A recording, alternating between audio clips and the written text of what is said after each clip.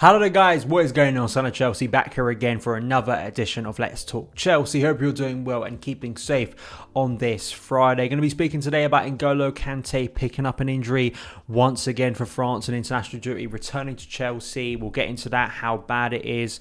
It doesn't seem to be as bad as first feared, but it's still a concern for a player who has picked up a lot of injuries over the past year. Breaking down the numbers for Thomas Tuchel as well today in terms of his impressive start as Chelsea's head coach, and also reacting to some leaked images and concept art surrounding the second kit next season for Nike for Chelsea. But before we get into any of that good stuff, you know by now, if you haven't already, hit that subscribe button and the notification bell so you don't miss any of the uploads on the channel as we get closer to the end of this season, which hopefully will be really good for Chelsea. Also want to say a massive thank you once again to Lucid FC for sponsoring Let's Talk Chelsea in 2021. Lucid FC is a fashion label founded by twins Betts and Chet D. Hart in 2010, reflecting a deeply British-American heritage and inspired by both cultures. Their design approach also reflects their interest in fashion history, form and function, and the brand has become known for its playful modern heritage aesthetic. Lucid FC's new collection was designed by the twins during the first lockdown in London. The Lucid Dreams PMA collection brings all the positivity and warm thoughts to the wearer's mental capacity with perfect comfortable hoodies and t-shirts that you can get in the link below. So thank you once again Lucid FC for sponsoring Let's Talk Chelsea this year, and also going to have some exciting giveaways from Lucid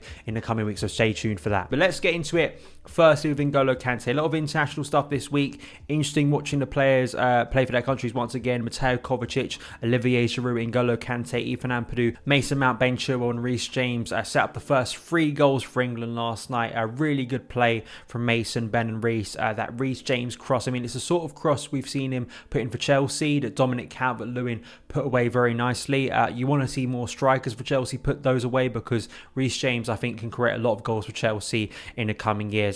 It was tough to gauge San Marino, but still I think personally for those players it was a strong evening and none of them picked up injuries, which is a positive. But one player who did pick up an injury once again is N'Golo Kante for France. It's been so concerning over recent years, his fitness problems, they seem to continue. It doesn't seem to be as bad, but N'Golo Kante, as reported here by The Athletic, N'Golo Kante to return to Chelsea after hamstring injury on French duty. Kante will return to Chelsea after suffering a left hamstring injury during France's 1-1 draw over Ukraine on Wednesday. He will miss France's matches against Kazakhstan and Bosnia. The France Football Federation confirmed Kante's injury on Thursday evening. So a player who has been vital for Thomas Tuchel and getting back to those amazing levels we saw him at under Antonio Conte, and that type of Kante we saw against Atletico. I believe Chelsea have a chance in any game, and it's why there's hope we could win the Champions League. Yes, Kante doesn't score you bundles of goals. He barely scores you any goals in a season. But what he does in midfield is so vital in the modern game. It's like having multiple players on the pitch, and his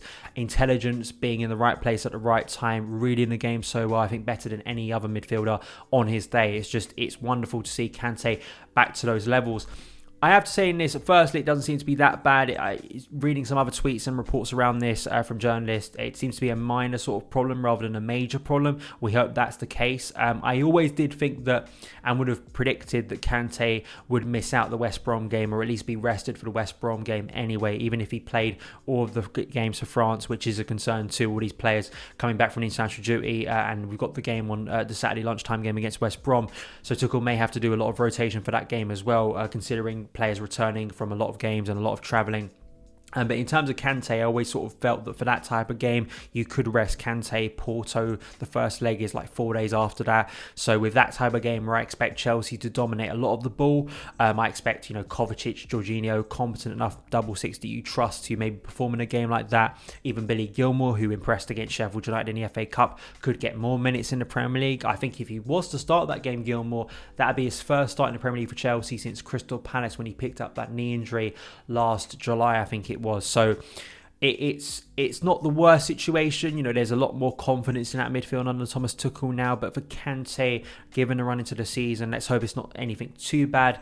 He's been wonderful. You feel if Chelsea have any chance of, say, winning the Champions League, they do need Kante at his best. So let's hope he's back to his best soon. Hopefully it's not too much of a problem. He can recuperate now and get back to those fitness levels in preparation for the Champions League quarterfinal. Let me know your opinions on Kante, this injury concern, in the comments below. Next, I want to sort of break down Thomas Tuchel's impressive start as Chelsea's head coach. Simon Johnson for The Athletic broke this down, and also mainly in comparison to other coaches in the Abramovich era. He writes that Tuchel's Chelsea start might be the best of any in the Abramovich era. In all competitions, Tuchel's Chelsea have played 14 times and are yet to be beaten, winning 10 games and drawing 4. And this graph here shows where Thomas Tuchel lines up with other Chelsea coaches. He sits 4th, but there's a lot of coaches on 4th with the same win percentage of 71.4%. That's Thomas Tuchel, Avram Grant, Scolari, Hiddink, Di Matteo, Villas-Boas and Antonio Kante. So a lot of managers there on 4th for Chelsea, but it shows you how good Tuchel has been. And I think it's very easy to just compare Tuchel to his predecessor in Frank Lampard, but I think he's done 2 things for me. He's doing things that I think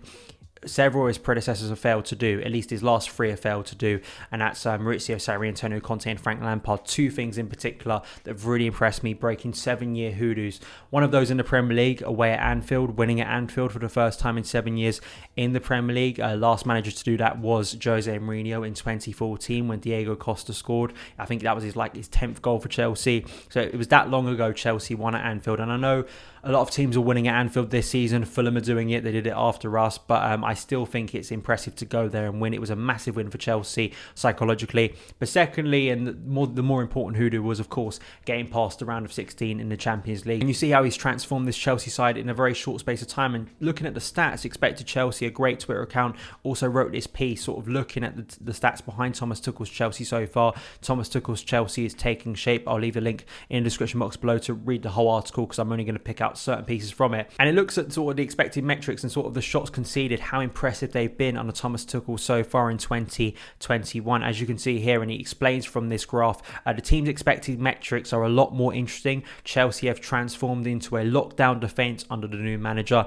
putting up some historically good numbers. Even a 30% decrease in current performances would result in just 21 goals conceded over a season, summing up just how good this team's defensive numbers are. The defensive scheme revolves around 2 main principles: denying opponents the ball, ensuring the team has enough men behind the ball when the ball is lost. These numbers are really encouraging, in particular for next season if Chelsea want to put up a serious title challenge. I still think we need to be a bit more offensive next season. I don't know if that will come through some good additions in the transfer market, maybe a change in formation. I'm not so set on going back to a 4-3-3. If the 3-4-2-1 is working wonderfully, why do you want to change it? I think a lot of it will come down to results. I think if Chelsea have an amazing end to the season with this 3-back system with, say, Rudiger, Dave, Christensen, despite what we do in the summer transfer window, I think that maybe will dictate what Tuchel does. I mean, it's great that Tuchel will have a full pre-season this year, or at least close to a pre-season, which we didn't have last year, which is so key. I think people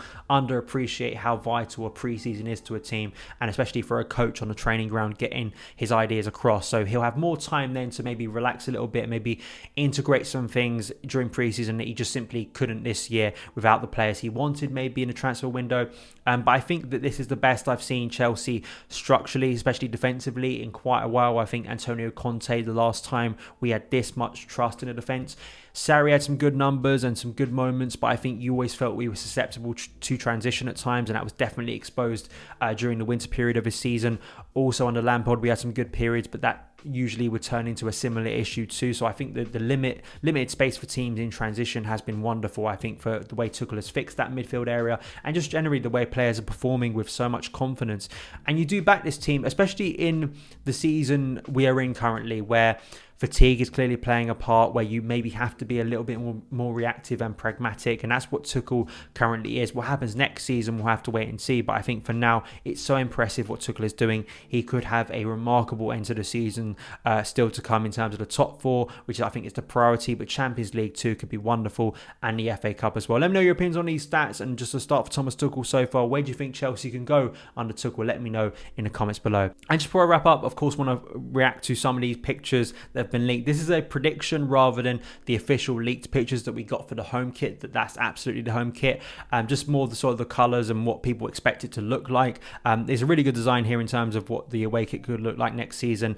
Yellow and black. This instantly reminds me of the 07-08 away kit that I'll put up here, the promotional picture of JT, Ballack and Didier, if you remember that kit. I don't think it's as bright as that, but still it instantly reminds me of that kit. I'm not the biggest fan of these style of kits, especially the colour of yellow and black. I prefer yellow and blue because it's very much in the tradition of Chelsea.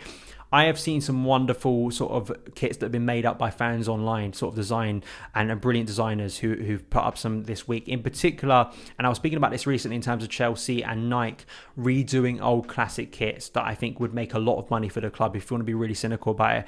And one of those was one of my favourite away kits, probably my favourite away kit Chelsea have ever made, which is I think the 03 to 05 away kit, and the white kit with the lines in the middle with the dark blue, dark navy and dark blue as well, as you can see here on screen now. This would sell out instantly, I think, this kit, and it's such a shame that we aren't getting kits like this. And it's such a shame as well when I see brilliant designers on Twitter doing and designing kits better than Nike actually do, because this kit would be amazing. It really would if Chelsea would do it. So maybe we'll get some more nostalgia in terms of kits in the future. We'll have to wait and see. Let me know your reaction to this kit. I'm sure we'll be getting more info on the third kit as well, and more designs coming up, as I'm sure they'll be released before the end of the season. Usually May time is when these kits usually get released. But that is it for this edition of Let's Talk Chelsea. Thank you guys so much for taking the time to watch it. If you did enjoy it, hit that subscribe button and notification bell so you never miss an upload. Follow me on Twitter at SonOfChelsea. Have a great day, and I'll see you again.